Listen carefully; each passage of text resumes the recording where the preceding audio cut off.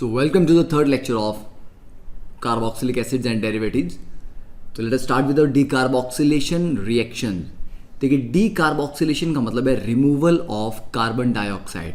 तो ऐसे रिएक्शन जिनमें कार्बन डाइऑक्साइड को हम रिमूव करेंगे.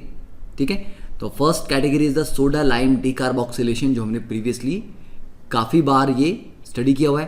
तो इसमें हम soda lime, soda means sodium hydroxide and lime means calcium oxide के मिक्सचर के साथ हीट करते हैं. तो जो कार्बोक्सिलिक एसिड है, अब क्योंकि नाम है डिकार्बोक्सिलेशन, तो ये जो CO2 ग्रुप है ये रिमूव होगा और ये बच जाएगा RH, दैट इज एल्केन. तो एल्केन की प्रेपरेशन के लिए इसको यूज करते हैं. अब इसका अगर हम मैकेनिज्म देखें तो कार्बोक्सिलिक एसिड को जब आप NaOH के साथ ट्रीट करेंगे तो क्या होगा.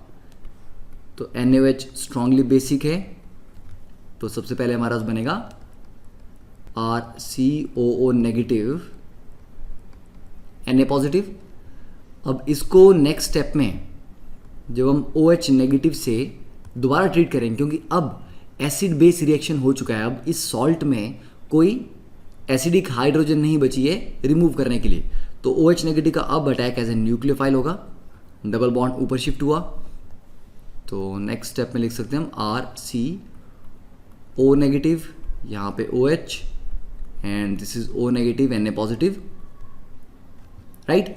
अब नेक्स्ट स्टेप में क्या होगा, यहाँ पर थोड़ा सा डिफरेंट पार्ट है जो हम एक्सपेक्ट नहीं करते कि R अपने 2 इलेक्ट्रॉन लेके ये R नेगेटिव बन के निकल जाएगा बाहर और ये नेगेटिव चार्ज नीचे, तो ये बन जाएगा NaHCO3, राइट. तो this will form NaHCO3 plus ये जो R नेगेटिव है ये Na पॉजिटिव के साथ RNA बनाएगा. और अभी R नेगेटिव क्योंकि बहुत स्ट्रॉन्ग बेस है, तो ये R नेगेटिव NaHCO3 से इमीडिएटली H पॉजिटिव निकाल लेगा और बन जाएगा RH, और H की जगह आ जाएगा यहाँ पे Na, that is Na2CO3 plus RH. तो this will be the final product. तो डेफिनेटली हम देखें यहाँ पे, तो जो इंटरमीडिएट था उसके ऊपर नेगेटिव चार्ज है, तो we have a carbon ion intermediate. तो carbon ion intermediate is formed and अब क्योंकि नेगेटिव चार्ज है इंटरमीडिएट पे, तो जितने इलेक्ट्रॉन विड्रॉइंग ग्रुप होंगे वो उसको स्टेबलाइज करेंगे. तो electron withdrawing group increase the rate of decarboxylation reaction. For example अब यहाँ पे CHCl2COH है, तो 2 क्लोरीन ग्रुप लगे हैं, ज़्यादा विड्रॉइंग ग्रुप हैं तो डीकार्बोक्सिलेशन फास्ट होगी. यहाँ पर 1 क्लोरीन है तो डीकार्बोक्सिलेशन थोड़ा स्लो, यहाँ पर कोई भी नहीं है और यहाँ पर डोनेटिंग ग्रुप लगे हैं, तो जितने डोनेटिंग ग्रुप लगे होंगे डीकार्बोक्सिलेशन रिएक्शन स्लो होगा. So you can pause the video here and note it down. Now next category is the decarboxylation of beta keto carboxylic acid या beta unsaturated carboxylic acid. देखो जो beta unsaturated मतलब beta position पे कोई multiple bond है, double bond. अब वो carbon double bond oxygen हो सकता है, कार्बन डबल बॉन्ड नाइट्रोजन हो सकता है, कार्बन डबल बॉन्ड कार्बन भी हो सकता है. तो बीटा पोजीशन पे जब अनसैचुरेशन होगी, ऐसे कार्बोक्सिलिक एसिड बहुत जल्दी डीकार्बोक्सिलेट करते हैं अगर थोड़ा सा भी उनको हीट कर दिया जाए. ठीक है, तो स्लाइटली हीट करने पे दे decarboxylate.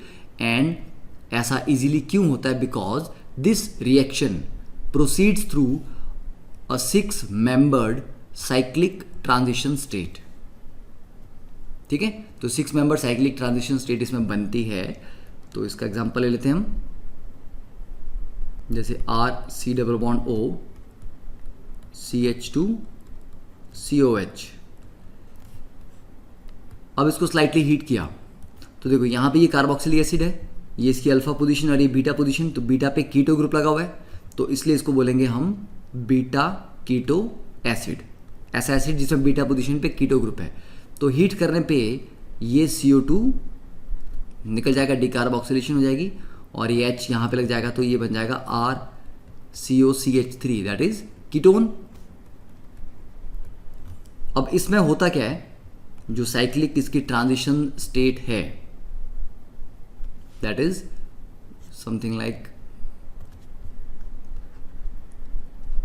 RC double bond O CH2 C double bond O OH.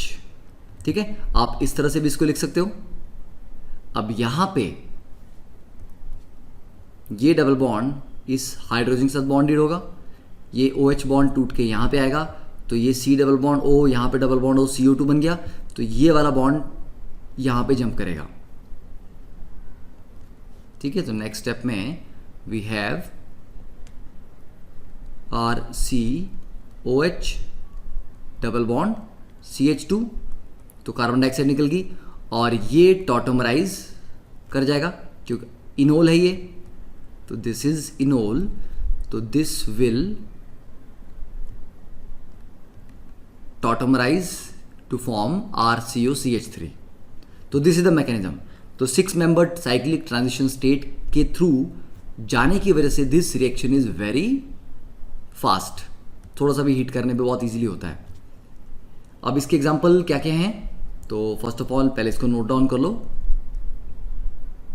अब देखो एग्जांपल में बीटा पे कीटो डाइकार्बोक्सिलिक एसिड भी हो सकता है, जैसे ये COH है, ये अल्फा पोजीशन और ये बीटा पोजीशन, यहां पर भी COH है, तो उसके रिस्पेक्ट में ये वाला भी बीटा है, तो बीटा डाइकार्बोक्सिलिक एसिड भी है। तो एक तरह से बीटा पे कीटो तो है, तो हीट करने पे दोनों में से कोई भी एक CO2 निकल जाएगा, तो एक CO2 निकल जाएगा, तो ये बच जाएगा CH3COH। ठीक है, तो डाइकार्बोक्सिलिक एसिड भी बीटा पोजीशन पे अगर हैं तो डिकार्बोक्सिलेट कर जाते हैं। वैसे ही ये अल्फा पोजीशन, ये बीटा, बीटा पे डबल बॉन्ड है, मतलब अनसैचुरेशन है, ट्रिपल बॉन्ड है यहाँ पे, तो ट्रिपल बॉन्ड में भी कार्बन डाइऑक्साइड निकल जाएगी, तो ये CH2, तो ये बच जाएगा CH3C triple bond N। Then ये अल्फा और बीटा, बीटा पोजीशन पे NO2 ग्रुप लगाया, वहां पर N डबल बॉन्ड O की अनसैचुरेशन है, तो अनसैचुरेशन की वजह से यहां पर भी क्या हो जाएगा CH3NO2। ठीक है, नेक्स्ट अराइल ग्रुप लगा है अल्फा बीटा, तो अराइल में कार्बन डबल बॉन्ड कार्बन होगा, तो यहां पे CH3 और AR, यहां पे carbon double bond carbon directly है, तो यहां पे CH3CO2 निकल गया। तो these are some more examples beta decarboxylation के।